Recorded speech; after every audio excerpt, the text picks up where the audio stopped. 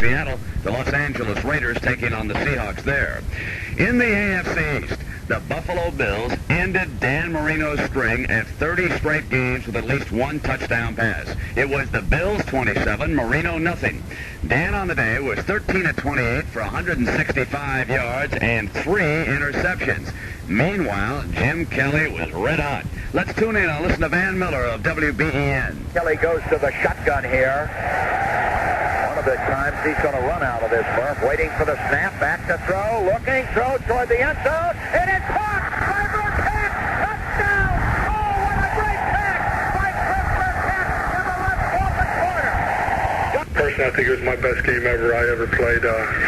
Reed, I felt so comfortable out there. I guess it goes back to the offensive line doing their job and getting that running game going. Kelly was 15 of 21 for 217 yards and 2 touchdowns.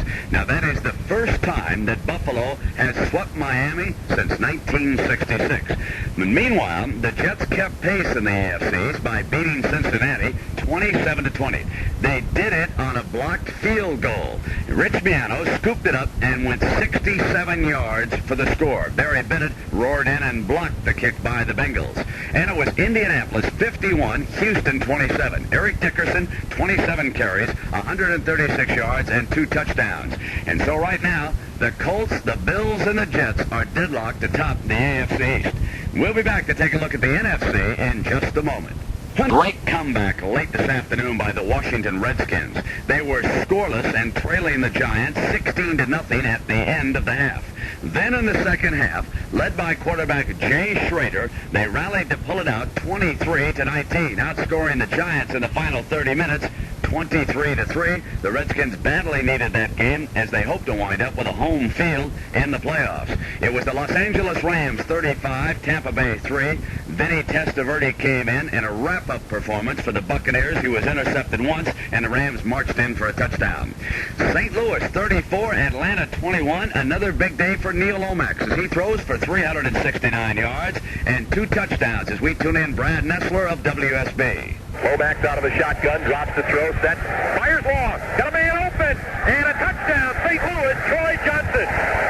He beat the Falcons secondary, Gene Britt couldn't make up ground, and Lomax laid it out there beautifully. The Falcons now have lost 6 straight games. That is the longest losing streak in the NFC. Next week, incidentally, the St. Louis Cardinals will host the Washington Redskins. That will be tougher than you might imagine for the Redskins, the way Lomax is playing right now.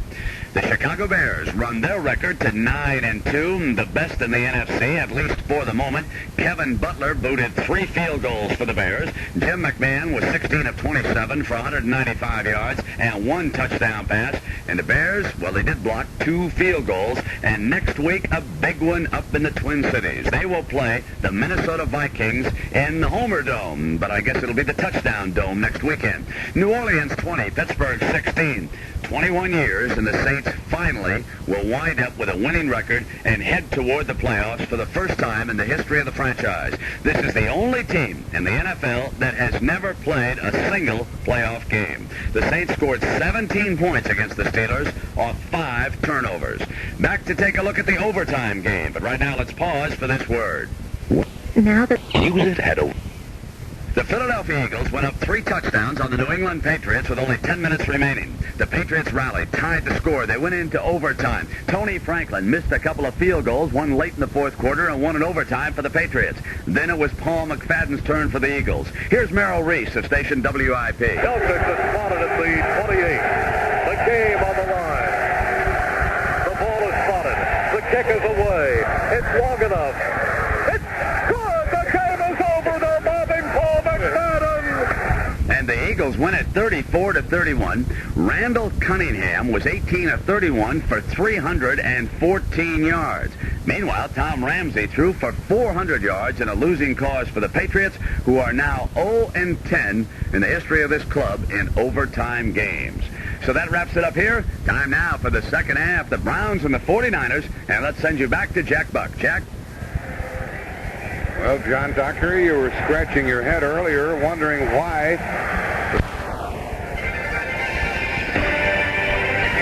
Perfect playing conditions at Candlestick Park. 55 degrees. Tonight's game is sponsored by Buick and your Buick dealer. By Vicks Throat Drops and Vicks Vitamin C Drops, by Skill Power Tools, and by Saginaw Tilt Wheels. It was a very enjoyable first half, and Cleveland will be receiving the second half. They played defense at the outset, intercepted a pass, went in to score. And Jack, when you look at the first half statistics, very little separates these teams. Cleveland, 14 first downs, San Francisco 12. Total yardage within 30 yards of one another. Here's a rather line drive kick taken by McNeil from the 4, running right to the 20, 25, and knocked down at the 28-yard line. A very good tackle was made downfield, and a little taunting by Rathman, who made the tackle on McNeil. Cleveland starts from their 28. And there was a wide alleyway. You laughed when you saw Rathman make that tackle because it was a nice open field tackle. He fought off a block. Had he not made it, there was at least another 20 yards. And a first down call coming up for Bernie Kosar. The Browns going from our left to our right. Kosar is a big kid at 6'5", 210. This is his third year and another of the good string of quarterbacks out of Miami, Florida. It is Kevin Mack lined up in the backfield with him. Ozzie Newsome, the tight end, on the right side. Biner goes in motion.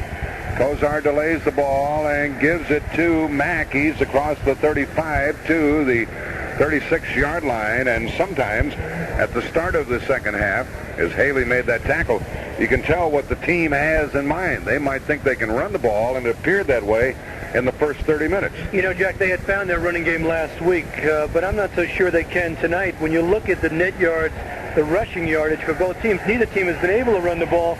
Cleveland a mere 43 yards in the first half. And now it's 2nd and 3 as they picked up 7. From the 36, here is Kosar on a busted play, falling down at the 35-yard line. Jack, the running back went the wrong way, and Kosar was left by himself holding the ball, and wisely just, got a half a yard or so towards the line of scrimmage and fell down. But just a broken play. And as a result, it is 3rd down and 3. It's interesting when you look at it, and you mentioned that Kosar is just in his 3rd year. Had he used all of his collegiate eligibility, this would be his rookie year. He would have had more time at the University of Miami. It's amazing. Ball at the 35 and a critical 3rd down. With the 20. With the score here at Candlestick Park in San Francisco, 27-0 at the end of the half in favor of the 49ers. We're all set in New York with Brent Musburger, has some interesting guests. So take it away, Brent.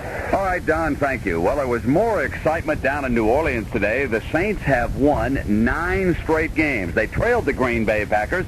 Bobby Hebert went back to pass. Let's pick it up with Jim Henderson and Archie Manning. One wide receiver split out to the left. Hilliard is the setback. Hebert straight drop back. Having time. Throwing over the middle. Touchdown, John Price. Good job by Bobby hanging in there, working himself around. And a great job by John Price. And the Saints go on to win it 33-24. Now, they could be hosting the wild card, and that team will be the Minnesota Vikings because the Dallas Cowboys stunned the St. Louis Cardinals today 21-16. With us right now is the quarterback of the Vikings, Wade Wilson. And Wade, you must feel a whole lot better tonight than you did yesterday. That's true. We were really down and depressed after the game yesterday. We really thought we had an opportunity to win the game and earn a playoff berth for ourselves. And didn't get that job done, and sat around the TV today and really cheered for Dallas, and they came through for us. Wade, let me ask you about a couple of defenses, the Saints and the 49ers. Let's start with the Saints. Do they present any special problems to you? Well, I know that they're playing awfully well this year. We played them the last game of the year last year, and we had real good success against them, but I think that they're vastly improved this year. They're playing real well, and their offense is moving the ball, and the defense seems to be shutting down the other team. So I look for it, if that's who we end up playing, to be a real hard game down in New Orleans. Now the 49ers, what about their defense? Well, we played them also last year and then had good success and beat them out on the West Coast last year, but I know that they come with a good pass rush with Carter and those guys and have excellent cover people, so it would be a tough game out there also. Wade, there was talk yesterday on television by all of us, really, about the fact that the Vikings have not played well recently in December. Anything the players can put their finger on here? Well, I'm not real sure. We didn't have a real productive month of December, losing 3 out of 4, but we also had the opportunity to win all 4. We had a heartbreaking loss to Chicago and then played uninspired down in Green Bay, and then overtime loss yesterday to Washington. So I think that we're encouraged by that. We've played real tough football to the very end, but still haven't played our best game. And if we put it all together, we feel like that we can, really get on a roll. Wade, good luck in the weeks ahead. Thanks a lot, Brent. All right, we're going to continue looking at the playoffs, and we'll be back in just a moment. Brought to you by this station and the Ad Council. In the AFC late today, the Denver Broncos wrapped up the home field advantage for as long as they last in the playoffs by shutting out San Diego 24-0 in a good old-fashioned Colorado blizzard. Denver scored on a punt return and an interception in that game. Indianapolis won the AFC East, beating Tampa Bay 24-6. Eric Dickerson carried 33 times for 196 yards, and now the Colts have won their first title since 1977.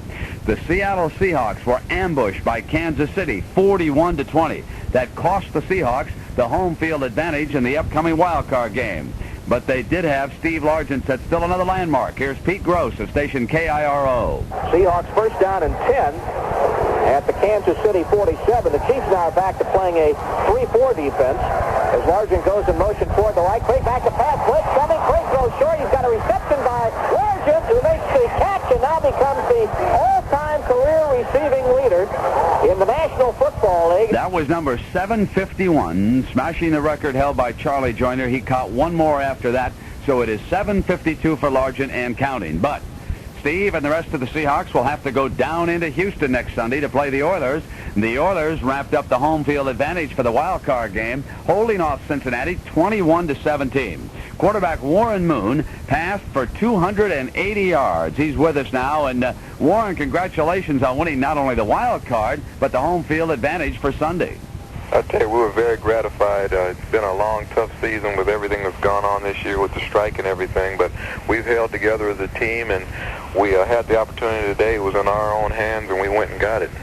You know, you've got a player that I really liked when I covered him in the college game. Alonzo Highsmith exploded for you today, and I've got a feeling if he stays healthy, he's going to be a big-time running back.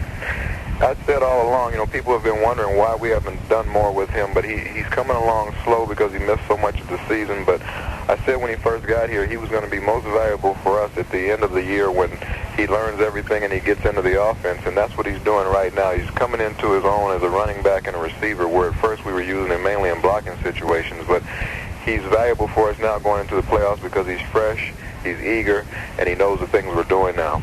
Warren, what about the public down in Houston? I know the last few years they've been rather cynical about the Oilers, and really with good reason. I don't mean to put the fans down there. The franchise hasn't fared that well. But are they starting to turn around and respect this team?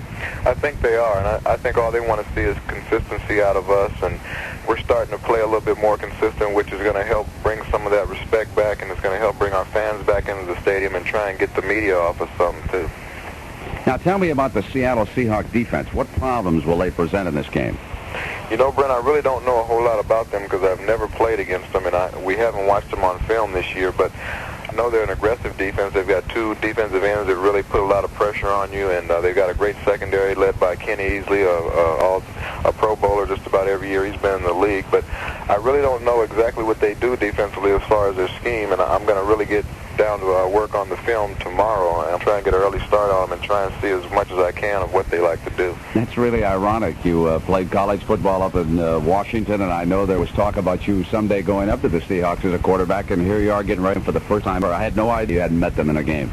Well, we scrimmaged them early in the season, but we just played them in a controlled scrimmage, and they were very basic that day, just like we were very basic. So I know a lot of the players personally, but as far as the schemes and things they like to do, I really don't know a lot about them. Warren, did anybody get banged up today against Cincinnati? How's the health of the team now? We were fortunate. We had our center. He had some back spasms, but he'll be all right to play next week. But otherwise, our team right now, we've got a few guys that were bumped up that we should have back full strength next week. So we look pretty healthy going in. All right, Warren, thank you very much, and good luck against Seattle. And right now, let's pause for this word. Wrapping up the rest of the scores, the Chicago Bears will have a home field in the divisional playoffs. They beat the Los Angeles Raiders today, 6-3. It was Philadelphia over Buffalo 17-7. The Giants hammered the Jets 20-7, and it was Detroit 30, Atlanta 13. So what you say? Well, it means that Atlanta wrapped up the top choice in next spring's draft. Now let's send you back to the second half. Here's Don Klein.